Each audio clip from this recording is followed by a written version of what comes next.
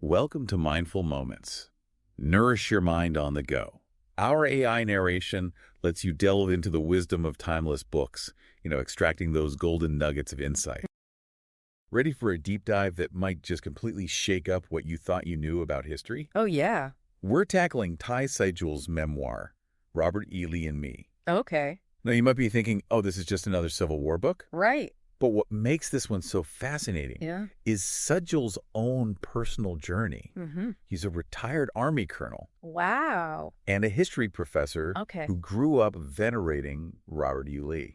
Interesting. So this book is his reckoning with that upbringing, and trust me, it gets intense. Really intense. It's a powerful deconstruction of the lost cause myth. Oh, yeah? The idea that the Civil War was about states' rights, Not slavery. not slavery, right? Right. And that figures like Lee were these noble, even tragic heroes. Uh-huh. Seidule dismantles this myth piece by piece using historical evidence. Yeah. But what's even more compelling is that he does it through the lens of his own life. Exactly. He doesn't just present, dry facts. Right. He takes us to the Yeah. places where he grew up steeped in this mythology. Alexandria, Virginia, and Monroe, Georgia. Wow. And he doesn't shy away from the brutal realities of these places. Yeah. He talks about specific incidents of racial violence, lynchings, segregation. Oh, wow.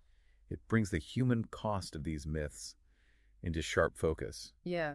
Think about this. He went to Episcopal High School, a place just dripping with Confederate heritage. Right. And then Washington and Lee University, where Lee himself was president after the war. Yeah.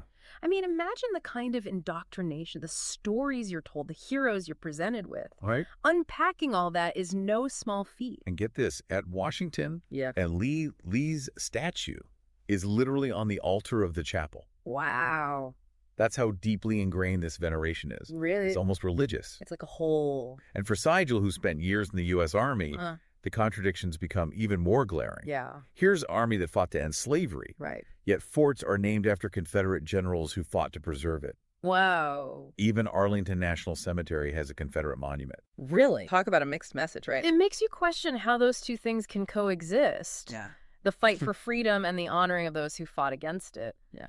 Seidule doesn't just point these things out, though. Right. He dissects the arguments made by those defending Confederate memorials, Okay. and he systematically refutes them. And here's where it gets really interesting. Okay. He reveals how many of these memorials were erected during periods of intense racial tension, like the Jim Crow era and the Civil Rights Movement. Wow. They weren't just about remembering history. Yo. They were about sending a very specific message Right. about power and white supremacy. Absolutely. Yeah.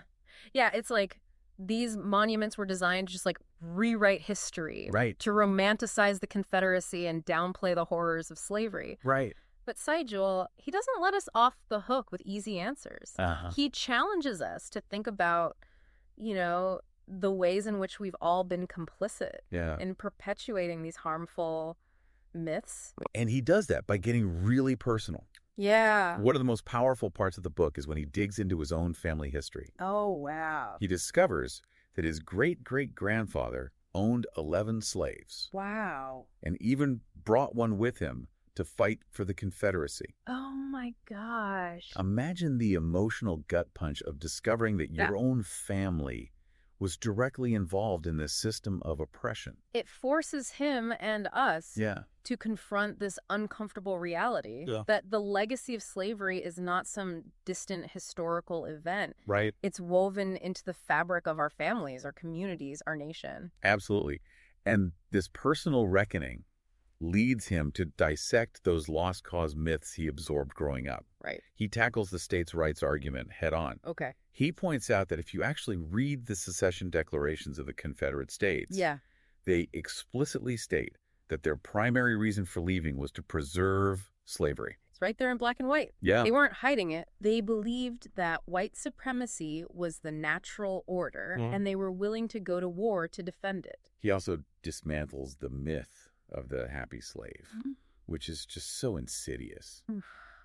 Right. It's awful. He uses firsthand accounts from enslaved people Yeah. to reveal the brutality, the dehumanization, the constant fear of violence and family separation. Oh, wow. He talks about the sexual abuse of enslaved women by white slave owners, Right. a topic that's often swept under the rug. It's so disturbing. It's gut-wrenching to read those accounts. Yeah. But it's essential to understand the true nature of slavery. Right. It wasn't some benevolent system. No. It was a system of economic exploitation built on violence and terror. Absolutely.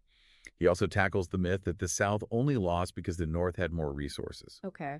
This conveniently ignores the moral bankruptcy of fighting to preserve an institution Yeah. that was fundamentally at odds with human freedom and equality. Right. And here's something I found particularly chilling. He connects the dots between the lost cause and the rise of modern white supremacy. It's a sobering reminder that these ideas didn't just disappear after the Civil War. Right.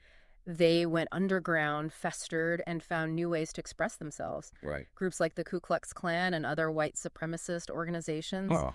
drew inspiration from the Confederacy's legacy of hate and resistance to federal authority. And that's why Seidule argues that Confederate symbols and monuments are not just harmless relics of the past. Right. They represent a set of values and beliefs that are still alive and well today. Yeah. They serve as rallying points for those who want to maintain a hierarchy based on race. You know, think about it this way. Mm-hmm. Imagine being a Black student walking past a statue of Robert E. Lee every day on your way to school. Wow. Or a Black veteran having to serve on a military base named after a Confederate general who fought to keep your ancestors enslaved. It sends a very clear message about whose history is valued, Right. whose pain is acknowledged, and who truly belongs in that space. And it's not just about symbols, is it? No, not at all. Seidule argues that we need to dismantle the systems of oppression that were built on the foundation of white supremacy. Yeah. We need to have those tough conversations about how racism manifests in our institutions, our laws, Yeah. our daily lives. He's really pushing for a complete reckoning. Yeah. Not just with the past, but with how the past shapes the present. Right. And he acknowledges that this is incredibly difficult, Yeah. especially for those who see Confederate symbols as part of their heritage Right. or cultural identity. I mean, I can only imagine the defensiveness, Yeah. the feeling of being attacked when Uh-huh. someone says, hey, that statue you grew up with, Uh-huh. that represents something deeply harmful.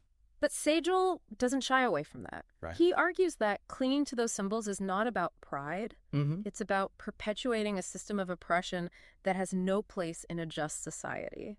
And what's so compelling about his approach is that he does all this with vulnerability. Yeah. He doesn't pretend to have all the answers. Right. He shares his own struggles with confronting his upbringing, realizing his own complicity in perpetuating these myths. It makes his message so much more powerful Yeah. because it's coming from a place of genuine self-reflection. Exactly. He's not preaching from some ivory tower. Right. He's in the trenches with us, wrestling with these ideas. Yeah. Trying to figure out how to move forward. Exactly. And ultimately, that's what makes Robert E. Lee and me such a necessary read. Yeah. It's not just about history. It's about who we are as a nation and who we want to become. It's a call to action. Yeah. He's saying, look, we can't change the past, Right. but we can choose how we respond to it. Yeah. We can cling to these harmful narratives, or we can work to dismantle them. Right. And that work starts with understanding the truth, even when it's uncomfortable. Wow, this deep dive has been intense. It has. Eye-opening. Yeah. It's definitely left me with a lot to think about. Me too. What about you? Well, I think what struck me most was his courage. Oh, yeah. The courage to confront his own beliefs, Mm-hmm. to challenge those deeply ingrained narratives, Right. and then use his platform to advocate for change. Yeah. It's a powerful reminder that each of us has a role to play in creating a more just and equitable world. Absolutely. We can't afford to stay silent. No. And if you're feeling fired up, ready to learn more, I highly recommend checking out Robert E. Lee and Me. It's such a good book. It's a book that will stay with you long after you finish it. Yeah, And it might just change the way you see the world. I think it will. Yeah. There's a link to buy the book in the episode description. And if you enjoyed this deep dive, don't forget to subscribe to our channel and share it with anyone who loves exploring ideas. We'll be back soon with another fascinating topic. Until then, keep those minds curious and engaged.